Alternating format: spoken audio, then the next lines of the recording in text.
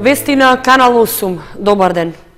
Американската агенција за меѓународна соработка USAID ќе додели грантови од 90.000 евра за активности на младите и на невладините здруженија од регионот. Веќе е објавен јавниот повик, а проектите со кои може да се аплицира се за прашања и проблеми кои ги засегаат младите во заедницата. Финансиска подршка за активностите на младите и на граѓанските здруженија од источниот регион ќе биде доделена во форма на грант преку Американската агенција за меѓународна соработка USAID. Се работи за сума од $90.000, што ќе бидат доделувани на проекти во кои ќе бидат вклучени прашањата и проблемите што ги засегаат овие групи во локалната заедница. Повикот што го објавува USAID се однесува на 5-годишен проект со кој се работи на унапредување на општеството. До сега со овие активности се доделени $9,5 милиони како грантови и техничка помош при реализацијата на различни видови проекти. Прво е дека ќе поддржуваме организации кои што имаат идеи за тоа како да се поддржат одржливите заедници и градови. Второ, ќе поддржуваме организации кои што ќе работат на развој на резилиентност или отпорност на заедниците согласно на стратегијата на националната стратегија на владата за спречување на насилниот екстремизам. И последно, но не најмалку важно, е дека ќе поддржуваме организации кои што работат на развој на социјалното претприемништво и социјалните претпријатија. И младинските невладини здруженија од регионот добиле дел од парите, а сега на располагање им стои уште еден грант. За да се стекнат со финансиската помош за нивните активности, невладините ќе треба да поднесат апликација, а според представникот на USAID, досегашната соработка се оценува како успешна, поради што е одлучено таа и да продолжи. Највисокиот грант што ќе го додели USAID е во висина од $120.000, а е наменет за мрежа граѓански организации, во кои се и платформата за спречување корупција и за развој на вештини за вработување на млади. Производителите на млеко ќе може да аплицираат за субвенции за третата фаза на предадени количини. Подршката е $4 за овче и козјо, односно $3,5 за литар кравјо млеко. Агенцијата за финансиска подршка во земјоделството и руралниот развој, односно платежната агенција, ги известува млекопроизводителите дека започна тече рокот за поднесување барања за директни плаќања за произведено и предадено овчо, козјо и кравјо млеко. Барањата се однесуваат за периодот од третата фаза, односно од мај до септември 2018 година. Рокот за поднесување на барањата трае до 5 ноември годинава, а висината за подршка изнесува $4 по литар за овчо и козјо млеко и $3,5 по литар за кравјо млеко. Барањата се поднесуваат по електронски пат во подрачните единици на Министерството за земјоделство, шумарство и водостопанство, каде што е регистрирано земјоделското стопанство. Исто така, од агенцијата известуваат дека на 5 ноември завршува и рокот за поднесување барања за директни плаќања за несилки внесени во капацитет за производство на јајца во периодот од 1 мај до 30 септември годинава. Висината на поддршката изнесува $100 за купена и внесена несилка во одгледувалиште на кокошки несилки за производство на јајца. Барањата се поднесуваат до Агенцијата за финансиска поддршка во земјоделството и руралниот развој, лично или по пошта. Образецот за поднесување на барањата, како и потребната документација, може да се подигне во агенцијата или да се преземе од незината веб страница во полето Директни плаќања 2018 образци. По повод 11 октомври, денот на македонското востание, градоначалникот на општина Кочани Николчо Илиев упати честитка до граѓаните.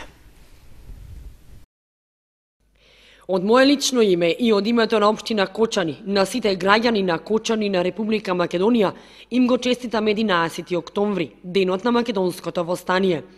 11 октомври е светол историски момент за ослободителна и национална борба, кој го поведе стремежот на сите претходни генерации за слобода на македонскиот народ.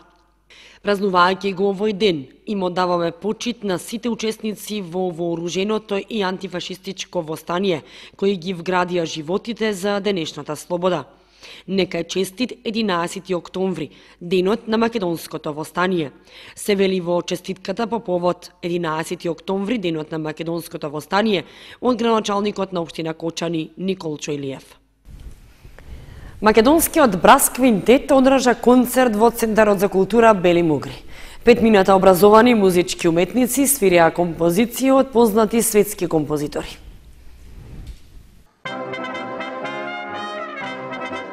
Познати композиции од Пенела, Хендел, Гершвин, Блейк, Робертс, Хауард, Вондер и други композитори беа изведени синоќа во салата на Центарот за култура Бели Мугри, кога свој концерт одржаат членовите на македонскиот брас квинтет, составен од 5 музички образовани луѓе: Драганчо Младеновски труба, Александар Златевски труба, Антонио Костовски хорна, Димче Белчовски тромбон и Александар Ниники туба. Тие си членови во националните музички куќи, Македонската филхармонија и Македонската опера и балет, како и надворешни соработници во Градскиот дувачки оркестар Скопје, Биг бендот на МРТВ и Биг бендот на Сдруженијето на џез музичари на Македонија. Македонскиот брас квинтет постои веќе 3 години, активно учествува во сите проекти на Министерството за култура, впрочем и овој проект е финансиран од Министерството за култура и се разбира во соработка со Центарот за култура од Кочани, така да голема благодарност до Министерството и до Центарот за култура. Инаку ова е само еден од многуте концерти кои што ги имаме оваа година низ Македонија, се со цел промоција на музичко-сценската дејност во повеќе градови низ државата. Македонскиот брас квинтет е составен од музичари од Македонската филхармонија и од Македонската опера и балет. Инаку, еден повпечатлив настап кој што имавме пред неколку месеци беше во Њујорк, во Соединените Американски држави. Така да, пред тоа исто така имавме концерти во Битола, во Берово, така да продолжуваат активностите и до крај на годината. Па еве сега и за следната веќе година се прават календарите со концертите. Следната недела имаме во Скопје, значи со концертот во Скопје ќе го закружиме тој дел од концерти за оваа сезона. И веќе до крај на ноември би требало да ги знаеме и концертите за следната година. Значи Скопје е последниот концерт за година. Намален е интересот за изучување на брас инструментите кај младите, вели Белчовски. Сакаат. Можеби некако порано, меѓутоа се уште постои интерес. Дел од нас сме и професори во Средното музичко училиште во Скопје. На разочарување нема толков интерес како порано, меѓутоа се уште има интерес. Така да еве упатуваме и до младите кочанчани, знаеме дека тука брас инструментите се доста застапени, така да ги поттикнуваме да продолжат со изучување на ваков тип инструменти. Оваа програма вечерва што ќе ја изведеме е малце од блуз до танго, од самбо до џез е впрочем насловот, така да има различен репертоар, меѓутоа е многу добро прифатен до сега. Класичниот репертоар зависи, негде подобро прифатен, негде, меѓутоа особено овој програм е доста прифатен. Македонскиот брас квинтет е формиран во 2016 година, но идејата да се создаде ваков тип на состав кај неговите членови тлеела уште од нивните студентски денови. Огромна била желбата кај нив да се покажат дувачките инструменти во една поинаква улога. Од Битлси до Бах, од Џон Вилијамс до Сони Компанек, репертоарот на македонскиот брас квинтет е широк и се движи низ различни стилови и жанрови. Публиката во Кочани, како и вообичаено за културни настани, и овој пат не беше многу расположена, па концертот беше изведен пред мал број луѓе.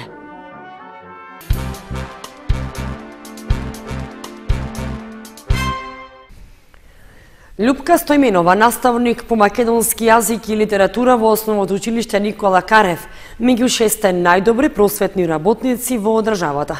Така одлучи Комисијата на Сојузот на просветни работници на прогласувањето на просветен работник на годината по повод Денот на учителот.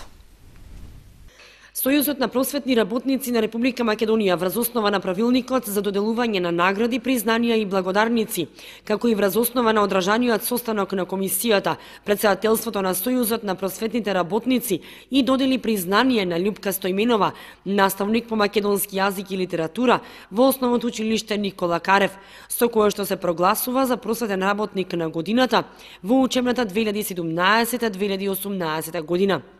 Таа се најде меѓу 6 најдобри просветни работници во државата. Меѓу другото, Стојменова рече дека целиот труд не би излегол на виделина ако не се вредните ученици со кои работи. Секоја година Сојузот на просветни работници распишува конкурс за прогласување на просветни работници на годината. Годинава се пријавав на конкурсот и јас со моето портфолио, наставничко портфолио, кое што изминативе 17 години го собирав, со учества на различни награди, односно на различни наградни конкурси со учениците, со различни проекти кои што јас учествував во училиштата во кои работев, и годинава бев изберана меѓу 6 просветни работници на годината. Јас го чувствувам како врв на мојата кариера моментално, иако е тоа на некој начин обврзувачки, бидејќи ме обврзува да продолжам и понатаму со мојата работа. Инаку тоа не е само успех на ова училиште, туку и на училиштата во кои претходно работев, почнувајќи од Мерчеваце во Кучичино, потоа училиштето Климент Охридски во Облешево. Овие 7 години во Никола Карев Кочани.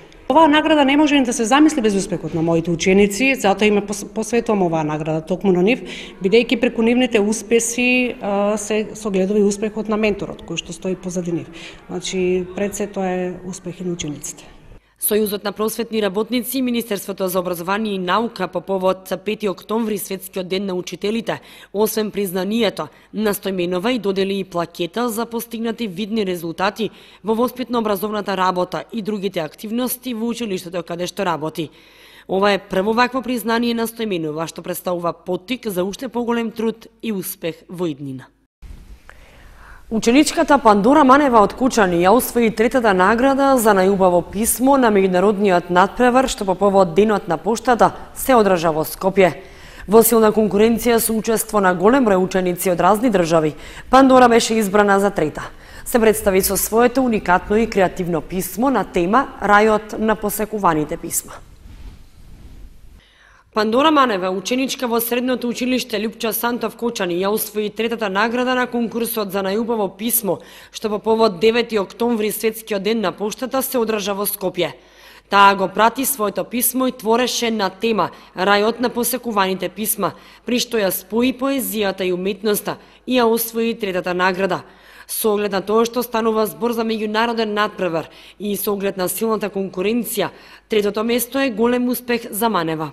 Пишував писмо на тема Рајот на посекуваните писма и добив трето место. Внесов и малку ликовни елементи, цртав на писмото, го изработив со декорација и исто така го пишував текстот и во него вметнав и некои делови како писмото патувало и како луѓето да живеат подобар живот. Ќе продолжам и понатаму со такви конкурси и се надевам дека ќе освоим и други места. Манева првпат учествува на ваков натпревар, а бидејќи се пријави на конкурсот што беше излазен во април, таа тогаш беше ученичка во 9-то оделение во основното училиште Никола Карев и работеше под менторство на наставничката по македонски јазик и литература Љупка Стојменова.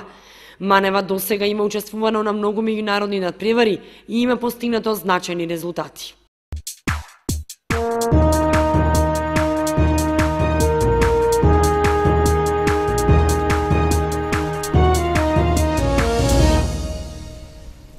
Следува информацијата од спортот. Планинарското спортско друштво Осогово од Кочани ги продолжува активностите зацртани во програмата за работа за оваа година. Успешно е реализирано освојувањето на двата највисоки врва на планината Олимп во Грција, а за предстојниот викенд се планира искачување на планината Кожув. Без проблеми и според планот помина искачувањето на членовите на планинарскиот спортски клуб Осогово од Кочани на највисоките врвови на планината Олимп во соседна Грција. Според информациите од раководството на клубот, планинарскиот марш се реализирал според однапред договорената рута, при што е освоен Митикас на надморска височина од 2917 метри, што е и највисок врв во Грција и втор по височина на Балканот. Исто така, успешно е реализирано и искачувањето на 9 метри понискиот врв Стефани. Маршот е изведен маратонски, односно во еден ден се освоени двата врва, за што помогнале добрите временски услови, но и одличната техничка и кондицијско-психолошка подготвеност на планинарите. Екипата која се искачувала на Олимп претходно имала ноќевање во Грција, а акцијата е изведена во текот на наредниот ден. Веднаш по оваа активност, членовите на планинарскиот спортски клуб Осогово планираат уште една за престојниот викенд. За внедела се најавува марш за искачување на планината Кожув, што исто така бара солидна подготвеност, со оглед што оваа рута се смета за средно тешка за планинарење.